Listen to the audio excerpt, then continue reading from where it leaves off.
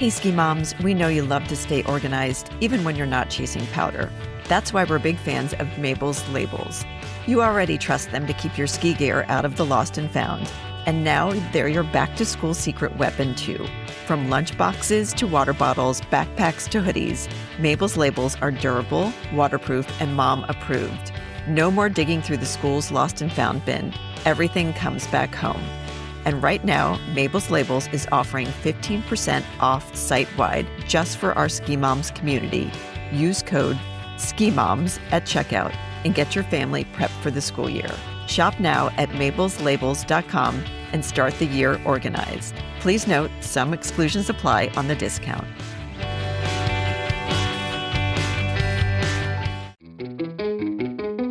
Welcome back to the Ski Moms podcast. It's season 5 and we're hitting the slopes. We're sharing real, unfiltered stories of motherhood on the snow. From conquering the bunny hill with toddlers to squeezing in your own powder days, this season celebrates every type of ski mom. Thanks for joining us. We've got a great season lined up, and be sure to subscribe so you never miss an episode. Sarah and I are highlighting some of our favorite episodes from the 4th season of the award-winning podcast.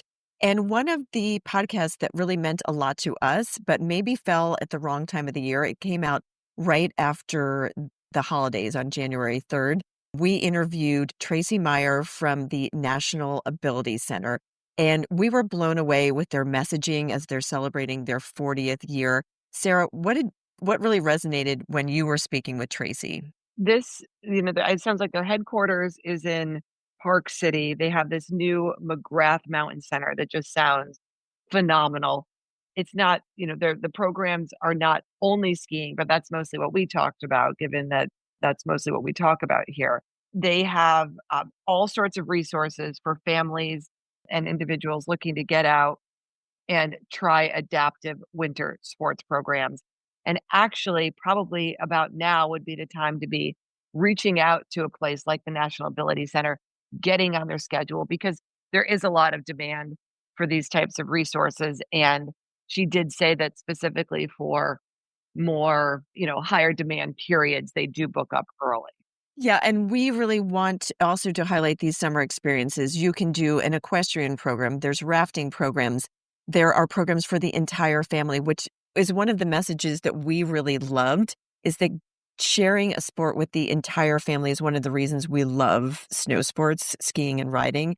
And the National Ability Center is doing that. It's bringing families together, and they also have a ton of scholarship money, and they could always use more. So if there's any billionaires listening, go check out the National Ability Center. We just think that everybody deserves a chance to ski and ride no matter what they've been through.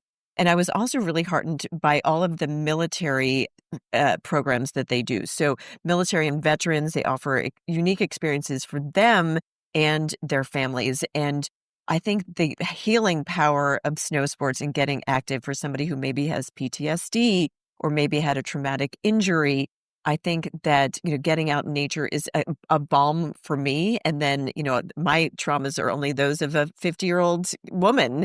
We really hope that more people share it with somebody who maybe hasn't tried snow sports yet because they think that there's a hurdle they can't overcome. I think that National Ability Center is just showing that everybody what's possible. Yes, this seems like a very well-run organization and the perfect place to start if you're looking to get into adaptive sports.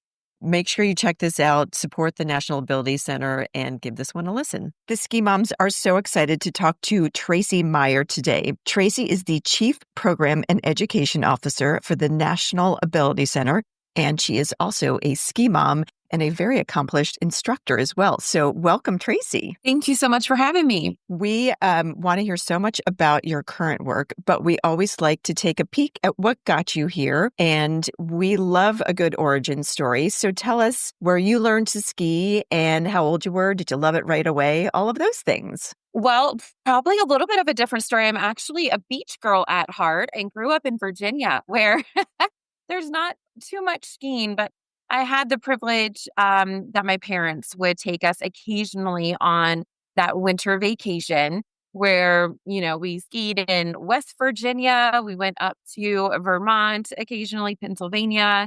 And I loved it just because of the social component and trying something new that we didn't do on a regular basis. That then led to me looking into an internship to support my degree, which I got at East Carolina and North Carolina, and decided to come to Utah, the greatest snow on earth, right? For 14 weeks was the plan to intern at the National Ability Center to complete my kind of schooling to become a recreational therapist. And it just so happened to be 2002. So the games were here, and I had an equestrian background, but had this kind of, interest in skiing. And I just fell in love with the ski and snowboard program. Then at that point, I learned I did not really know how to ski. And so I really just dove in and embraced this. I have to learn. I have to, acquire this skill so that I could support more people of getting on the snow. That 14 years has turned into, I'm getting ready to start my 23rd year here at the National Ability Center.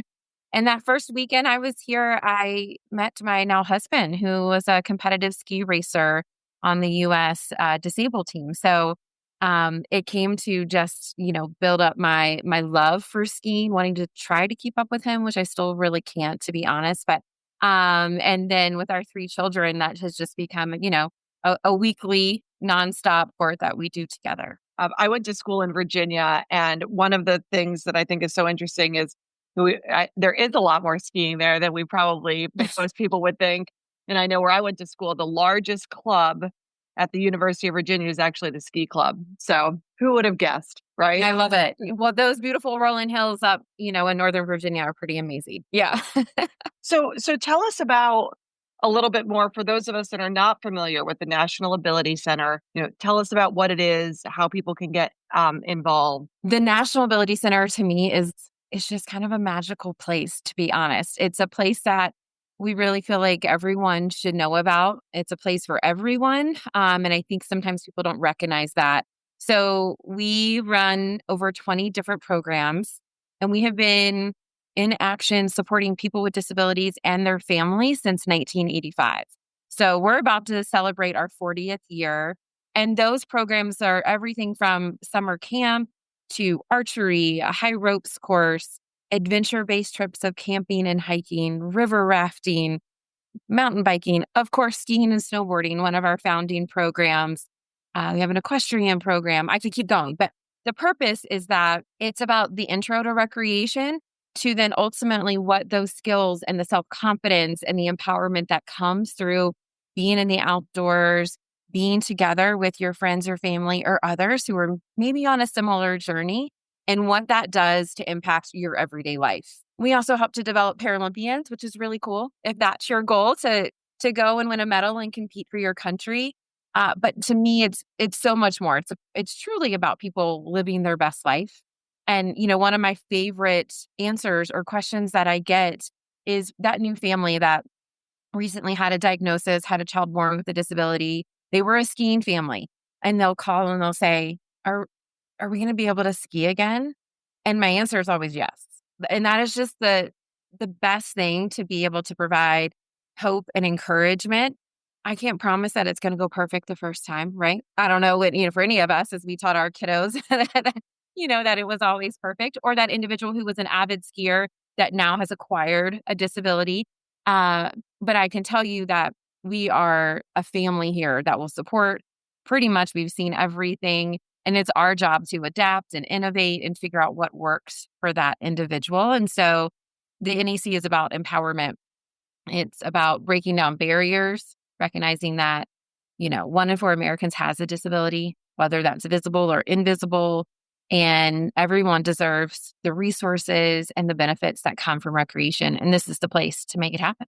So can you walk us through, say we either are in Park City or can get to Park City, we're a family that wants to ski. What does it look like working with the NAC?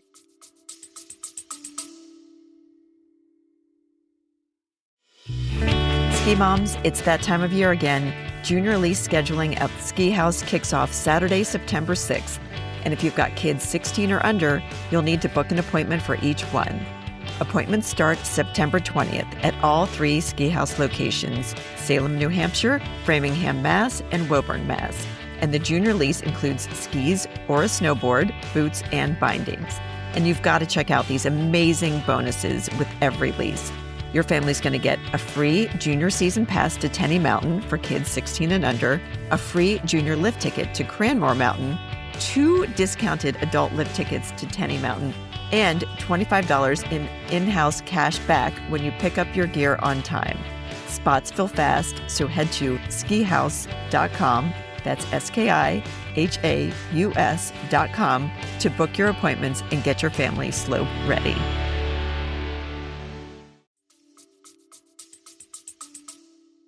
Well, one, I'm going to encourage you to plan that trip in advance. We do book up and have a wait list. We're so grateful. We have a beautiful facility at the base of Park City that we just opened last year. So for 20 plus years, we were running out of a double wide trailer, which we were so thankful for. No running water though, no bathrooms, that sort of thing. And a space that for every single day of the winter was completely packed. And so through partnerships, which I believe is how we get things done, our resort partners and our NAC family were able to raise the funds and build just under 10,000 square feet. Fully accessible building, ski in, ski out. You see it as soon as you show up. And I think that's important for families and individuals to know, is that we're not over in the corner. We are at the heart of the resort. And I think that is just huge recognition of inclusion and why it's important. So I'm going to tell you to go online or give us a call so that you can request the days that you are interested in skiing or snowboarding with us. We run a lesson in the morning and lessons in the afternoon. So depending on what is best for that individual, take a look at that timing. You'll put that request in. You'll fill out some paperwork for us. That's really important so we can pair the right instructor and volunteers to support you or your loved one. And from there, you'll get all the information of what's included in your lesson, which all of the adaptive equipment is included.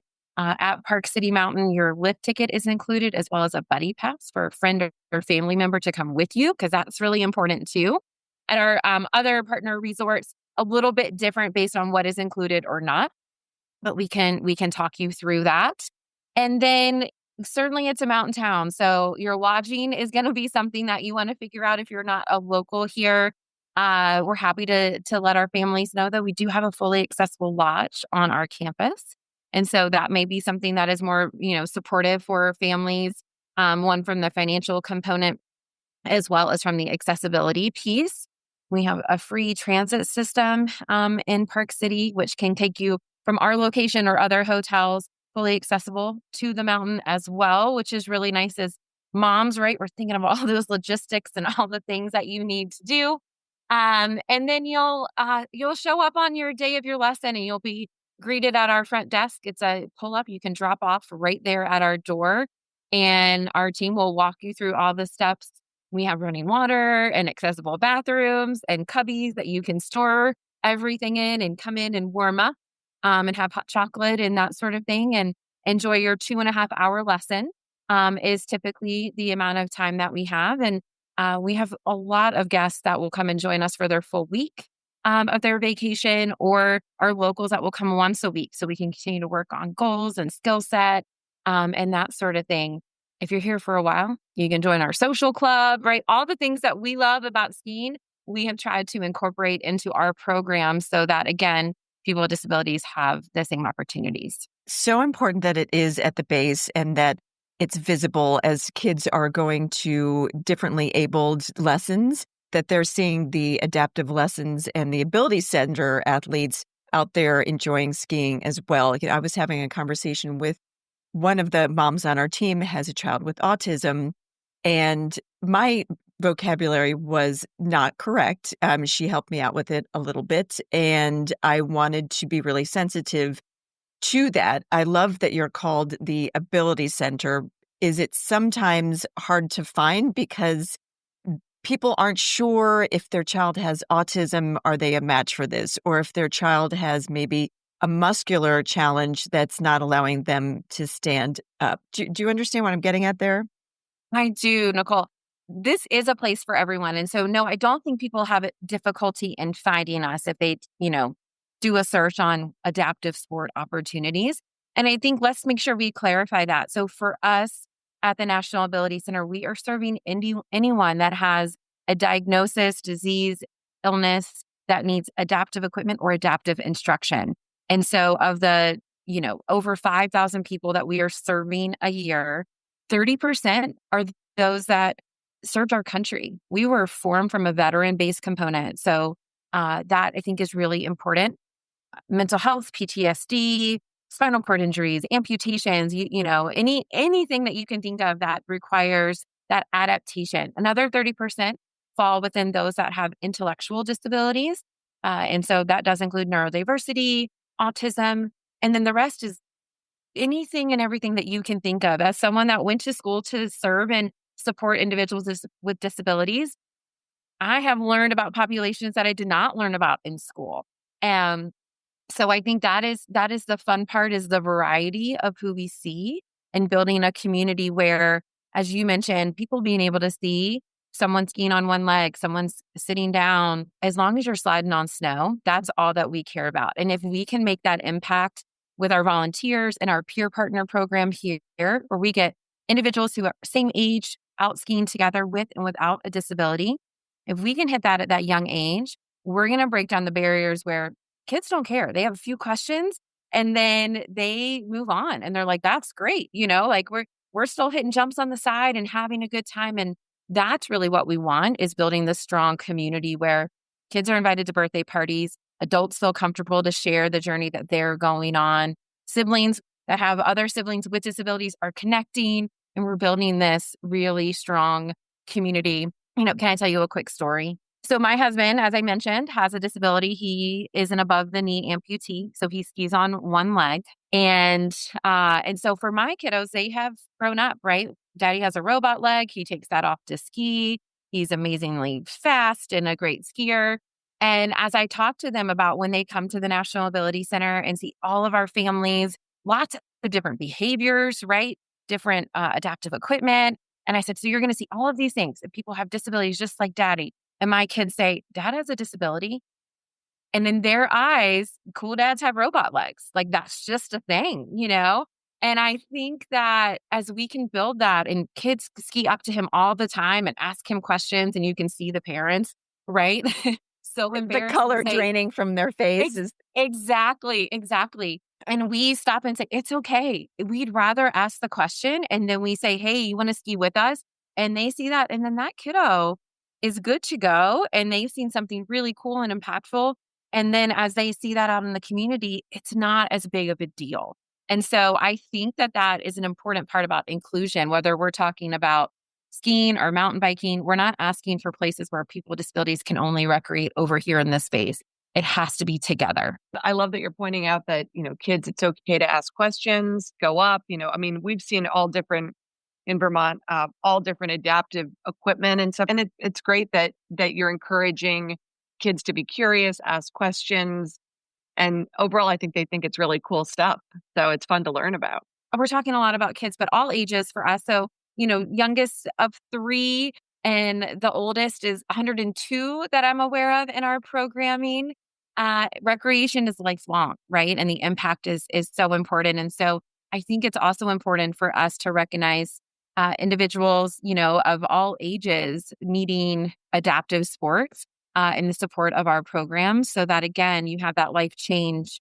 We've been serving a group out of the Chicago area that are all individuals who have had cancer or still going through treatment. And I think recognizing that can have a big impact on how your body functions, what medications have done. And so when we share that information, I think it connects people to say like, oh, this is a place. I don't have to be missing a limb or have that diagnosis of autism. There are a plethora of things that, we all have in our journeys that challenge us, and to find a place that can support you in that, I think is really important. So you knew that this was going to be your life when you were in college. You found a calling. Was there a specific story or person that drew you into working with people with different types of physical challenges or mental challenges to get them outdoors? What was the impetus to build your career this way? I grew up riding horses. I had the privilege of riding hunter jumpers, and at a barn that I helped to teach at, a mom showed up and her son was diagnosed with autism and was also deaf. And they asked if someone would teach him, and people were pretty hesitant. And I said, well, I'll try. Because I felt like, well, gosh, everyone should get to ride a horse, because of the amazing impact it had had on my life. And I had the best summer with trial and error, which is what adaptations are all about. And so through that, I realized that that feeling that came from empowerment of showing someone what you thought couldn't be possible into I can, and that challenge of figuring out all the pieces to put together. So that started it. And then I started volunteering, through school, right? You had to have a certain amount of hours with the special ed classes in my school district. And it just kind of moved on from there, that I started babysitting a girl in the neighborhood that had cerebral palsy. And I just felt really comfortable from the very beginning. And I knew that I wanted to serve others. And I didn't know about recreational therapy originally. I went to school for physical therapy to start. And then someone said, well, gosh, you really love sports. Have you heard of this? And I remember going to that introduction class for recreational therapy. And I was like, this is it. This is totally to be able to be in the outdoors and make these things possible that I think people most of the time think aren't possible, right? And that's the foundation of how the National Ability Center was formed, of we're going to take people down the river. We're going to go camping. We're going to go skiing. And I don't know, that just spoke to my heart, and it hasn't changed. And I love that mom showed up with her son and just, wasn't looking at it like he's not going to be able to ride a horse, and look at how it changed the path of your life is pretty incredible too. That's our job as moms, right? We to take care of our kids and not put on those limitations. And sometimes those are scary steps, right? But we all want what is best for our kids and our family. And that means sometimes asking for things that we're not always sure are possible either, but finding the right people to put that together. And I do get to see that every day here, which is pretty amazing. Some of our families are going through a lot of challenges with behaviors and not being included in school, or, not being invited back to that camp program. And we strive to figure out, how do we make this successful, and what are the steps that we need to do. I can think of one of my students that I worked with many years ago. It took me 6 weeks to just get him to sit in a sit ski. 6 weeks. And as we progressed through the year, by the end of the season, we took 2 laps on that beginner trail, right? And that was a huge accomplishment. To the next year, we actually were able to get him up standing, and he's an independent skier on blue terrain with his family now. And I think, that patience and that support of saying, it's okay. It doesn't have to look like it looks for everyone else. And being a part of that journey, I think, is really important as a mom, right? That you want to know that people have got your back and there's that support there. And for that individual that deserves that, right? There's no exact timeline for every person. And that's the important piece of our programming, is to treat each individual as an individual, meet them where they are, and help them get to, those appropriate goals for them. And that's different for each person.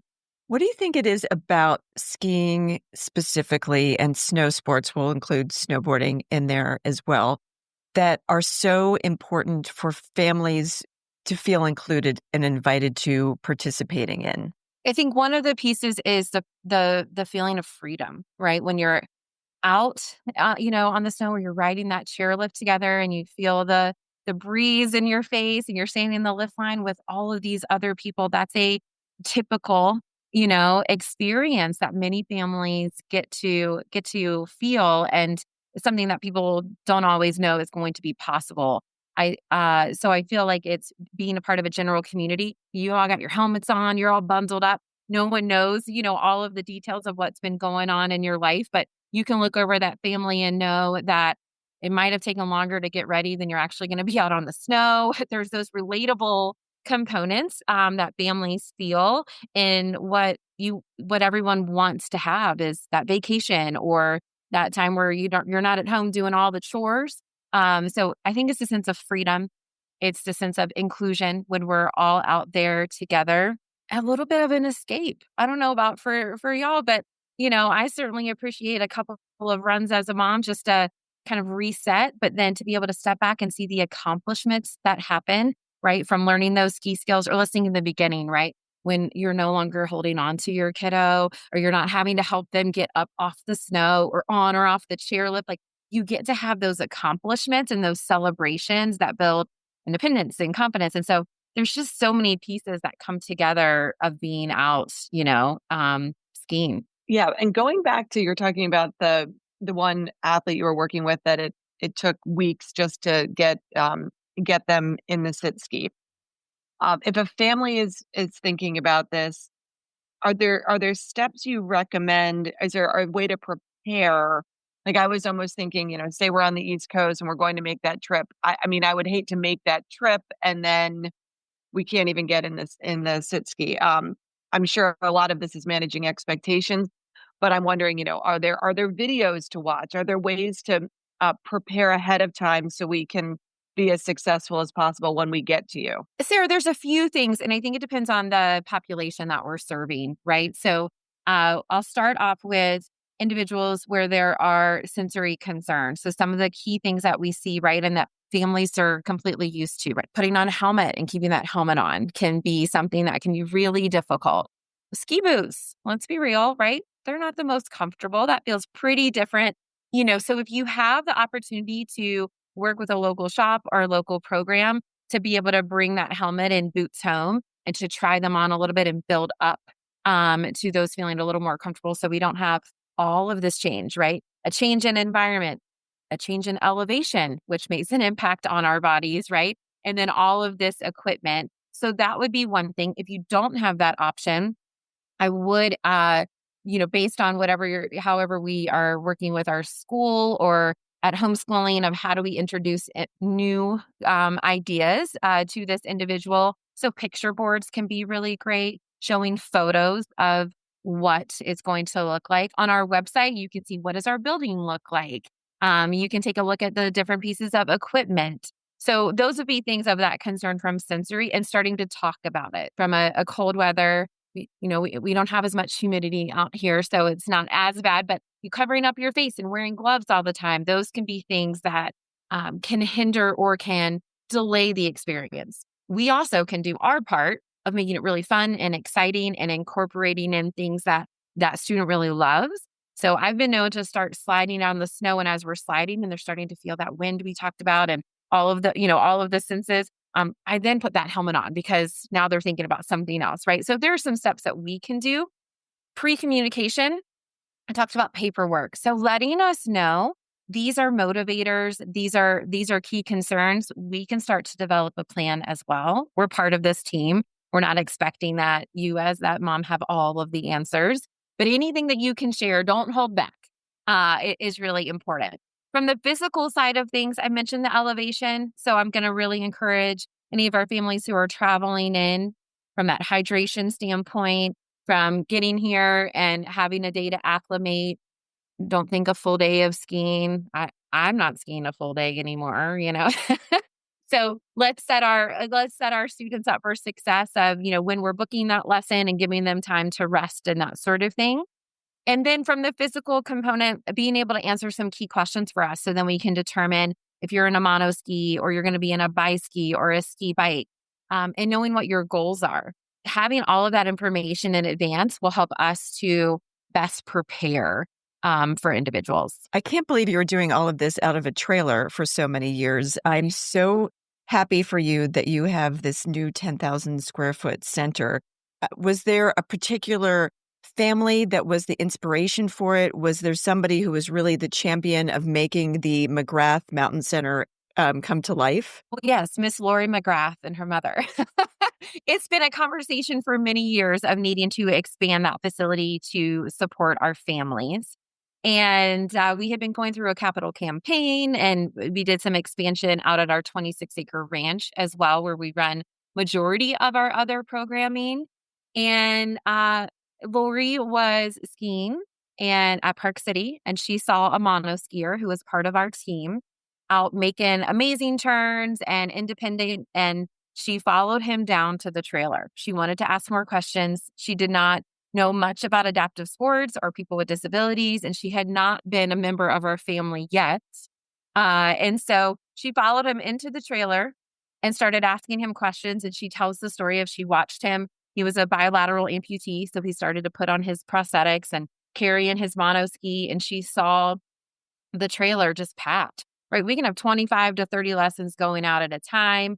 Our competition team in there, each of those lessons have a staff member and a volunteer. Families are in there, right? So, I mean, it's just this maze of people trying to get through. And she was like, I got to learn more about this place. What is it? And she then got in contact and learned more about the program and was our major donor to make this happen. So we're forever grateful that she recognized the major impact that this program has. And then along with our resort partners who donated the land for 50 years of where our building is, and them understanding the need where they could have put anything else in this perfectly placed space, but that they were on board to support a much needed program. So as Michi White would have said, she's our co-founder and has just been a driving force over all of the years, the NAC Angels all lined up and made it happen. I was in Park City this summer and we were hiking around the base. It is very well situated. I know that you were mentioning that before, but it's almost like a little showcase, if you will, at the base now. So it is very accessible. It's all of the things you said, and it's also in a really fun area. So I encourage people as they're, exploring, there's the mountain coaster and other things in that base area right there. And Park City's a really fun family mountain. Is it okay for them to come down and explore the center? I know they might see people skiing because that is kind of the beginner terrain right around there. But is it okay for people to come in and ask questions? Of course. Please come in to our McGrath Mountain Center and ask questions. Come out just a few miles down the road is where our ranch is located. We would love for anyone to come and take a tour. Again, this is a place for everyone. So whether you know someone or you personally need our programming and our resources, or you're interested in giving back, we do not run our programs without the support of volunteers. 15,000 hours of volunteers just this past year to support our programming and our events. And then if people have the opportunity, ways to support as well is through donating. We're a nonprofit.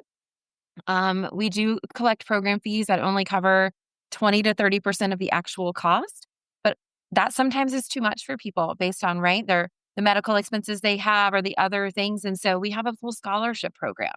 And so we need our community members and those that have that availability to also support with donations so that we can keep saying yes and make sure that the inability to pay is not a barrier for people to come here.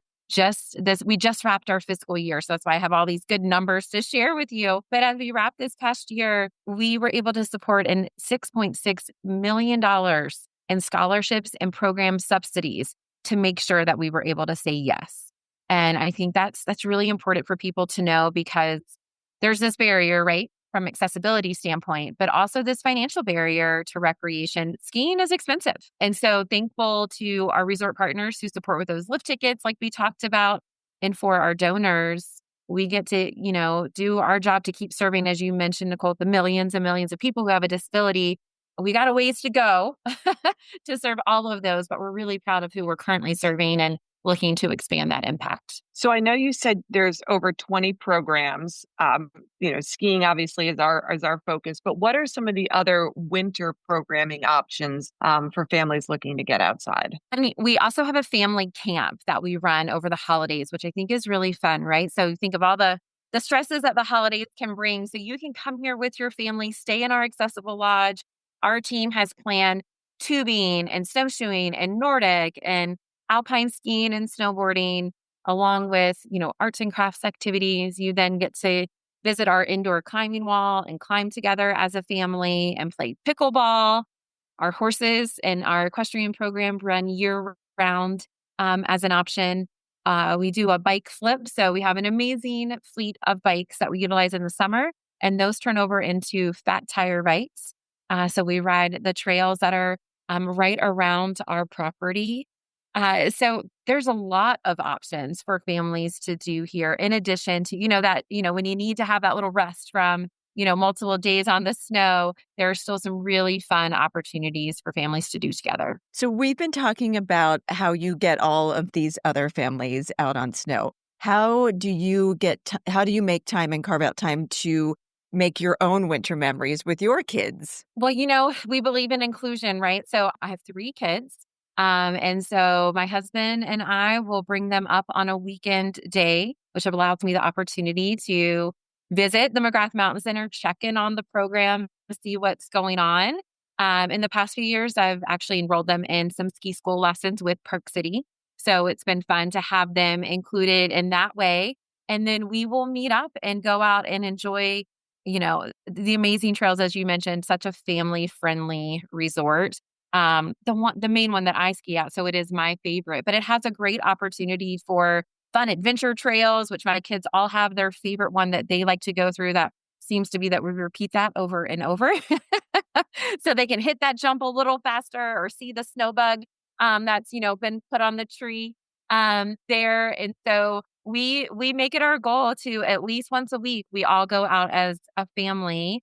Sometimes that's one run together after ski school, or sometimes that's that half day together and us building those skills. It's really fun. That my third, who just turned 6, has to keep up with her brothers, and so we really in the past few years have become that independent ski family.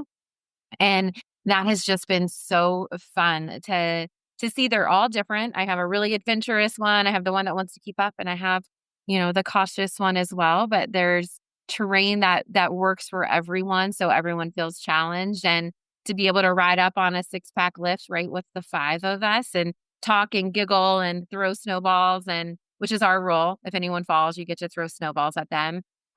So that's our goal. And there are many days where I'm like, it would just be easier to stay home today. Right. But once you do it multiple times, you realize that the effort is completely worth it to be able to enjoy this, beautiful resource that we have here. And luckily for me, the NAC family is inclusive. So we get to utilize that beautiful space. And then my kiddos get to see lots of different people skiing as well. And do you get around to other mountains? You guys explore more of the area?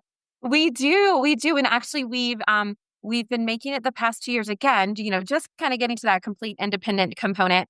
But we have visited some really smaller mountains, in Utah, which has been so fun to go to some of the smaller places that do a really awesome discount in the spring. So over spring break, right, we've enjoyed going and hiking in St. George or in Moab, and then driving over and checking out Bryan Head or other resorts. So we've started that tradition. We've done it for 3 years now that we've checked out different resorts, and we'll continue that. Utah is really an embarrassment of riches, both with the parks and the skiing. I can really see how somebody from Virginia would land there for an internship and really rethink their geographical decisions. You have this very important role.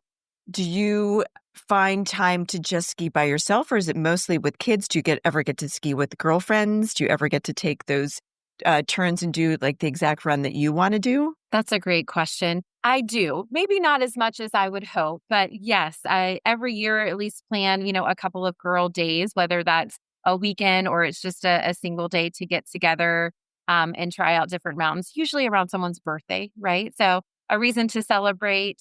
And we actually just did that last year for my birthday. And we skied over at Snow Basin, which is where the Paralympics were in 2002, as well as Olympic venue. And we had the best day and we did the full thing. We skied, we stopped and had a beverage midday, and and then planned at the end of the day to be out in the parking lot and, have a little après. And that is just really rejuvenating too, to be able to go and sometimes ski with, the person that's going to push you a little bit more as well. I think is a really fun part of that. And so as my kiddos get older and I, work through that schedule, I plan to schedule more of those for sure. You're definitely in the soup right now with the ages of your kids, and I understand that. But I do think it's important to lay the groundwork, because Sarah and I have a lot of friends who once they hit 50, they're looking around, and it's a lonely place as a ski mom sometimes when you're an empty nester. So good for you Mhm. for putting in the work. And do you encourage, as the families come there, and you said sometimes there's a buddy pass, but are you encouraging, maybe some of the moms are, sitting on the sidelines and watching their kids taking these lessons? How do we get them? Maybe they've never skied, to try it out as well. I think that's a great question. I think for some of our moms, right, they need that break, right? There is that respite component that we can support with. And I love that when I can look and say, "Do you want to go take a walk?" And they go, "Yes," and they need that, right? To bring their best mom back, which we all I think can relate to those feelings. But we do encourage, if no one is ever kicked out of our program, but we love it when we say we worked ourselves out of the job. We gave all the skills and the resources, and that family can then go and recreate on their own, come back and touch up those skills if needed. And so we have partnered with the resort for them to come in and help to teach lessons. We also have families that come in together for those family camps I mentioned, or our custom groups that are bringing in families. We have a family unit out of Texas, and last year they traveled. It was dads only, actually, but we had a mom's trip the year prior, and they come out and they all ski together, and they do receive those lessons through us. Same thing. I think it's so nice that they're not talking about the medical treatment or the next appointment that they have to go to. They're just all out on the snow learning something new, and it's so fun for the kids to see their parents learn something new and just laugh at each other and be able to kind of embrace and celebrate, and also embrace in the like falling down and all of those things. So I think that's a really important part to the family unit. Yeah, we couldn't agree more. That is like the magic of skiing when everyone's out there and it doesn't matter if you're falling, everyone's having fun. So we always love to end with our last question. Let's go back to maybe your birthday trip in Stowe Basin. You're ending your ski day. What does après ski look like for you? Can I be honest? Is that okay? Absolutely. I'm in the state of Utah, so I We've heard a lot of different things. So yes, please do be honest. awesome. Well, and I want to say one other thing when you talk about skiing on your own. I have embraced early morning uphills as well. So I should have mentioned that. And I had a friend that introduced me to it, and it's really hard work. But I embrace the once a week, getting up super early, coming in and doing the uphill at Park City, which they allow, which is so amazing. So getting that workout in, which automatically, right, helps me deal with all the stresses and everything, see the sunrise, and then come down and have my extra cup of coffee before work starts. And so I really started embracing that 2 seasons ago. And I think that is something that could really support a lot of moms too. Okay. So what does après look like for me? Après looks like being with some good girlfriends that you get to just be yourself and laugh and joke and tell stories of maybe those earlier days before you were a mom. And it always consists of an adult beverage, and that beverage can be different. That can be a margarita to a glass of wine to, a mule for on my end of things. And it has to have good food. I'm from the South, so you have to have that. And I would rather it be a nice sunny day that I get to sit in the parking lot in my camp chair, and where it can just be, your group of friends or your family. We've done that with our kiddos too, and packed that picnic, and that's really it. I'm pretty simple. It doesn't need to involve much more than that. But time to just kind of decompress and tell good stories with good food and a beverage. I mean, Utah's coming along. I know they have distilleries there. And, one of the best margaritas I've ever had was at the base of Deer Valley. So, You, you are correct. I mean, our largest fundraising event is a wine event. So you are right. We are coming along from the 22 years ago, that when I first got here. And I think we'd be remiss. I know that the Olympics are coming back. It's not tomorrow, but it is coming. And I, as a huge Olympics fan, all winter and summer, am so energized by how the Paralympians have been swept into the main Olympic movement. It's no longer just sort of a sideline. It is a real feature of the Olympics.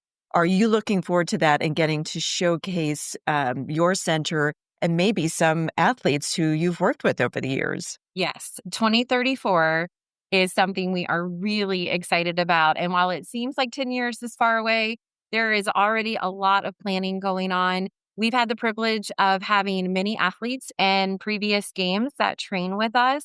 And my husband is a 5-time Paralympian. So Paralympics are near and dear to my heart and to me are part of the movement of inclusion. And the summer games, I'm also a fan of the Olympics as well, but the Summer Paralympics, the first time that every sport was actually televised. We've never had that before.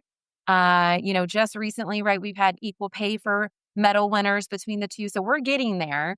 And I do feel like our overall community, as they understand the stories and the grit and determination that comes from any athlete, but you add on an athlete with a disability, I really feel like our entire world will embrace this. And so I look forward to more inclusion, better representation, and it being part of, the entire story that happens because those athletes deserve it, just like any other athlete. And I'm very excited for what the National Ability Center can do and the support of people with disabilities in the 2034 games. I guess the last thing would be, where should we go to follow up, find out more information? Where do you want our members to check out the NAC?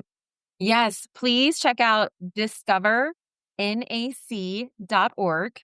That will give you all the basic information of everything that we do. You'll find our phone number there too. And you can call us, speak to our customer service team. You can ask to speak to me. I am happy to chat with anyone here or connect you with other members of our amazing team to ask any question. I have received a lot of different questions over the years. And what we want people to do is to feel comfortable and for us to be able to support them on their journey of getting into adaptive sports or expanding what they're doing in the recreational world. And we're here. We are operating almost 365 days a year. So pick up the phone and give us a call.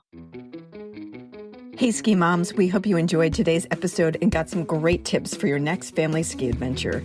If you had as much fun listening as we did making this episode, we'd love for you to hit that subscribe button so you never miss out on our latest episodes. And don't forget to rate and review us. Your feedback helps us bring you more of the content you love and helps other ski moms find our podcast. Plus, we love hearing from you. So whether you're on the slopes or just dreaming of your next snowy getaway, stay connected with us. Follow us on social media, share your favorite episodes with your friends, and let's keep this awesome community growing. Planning your next mountain holiday?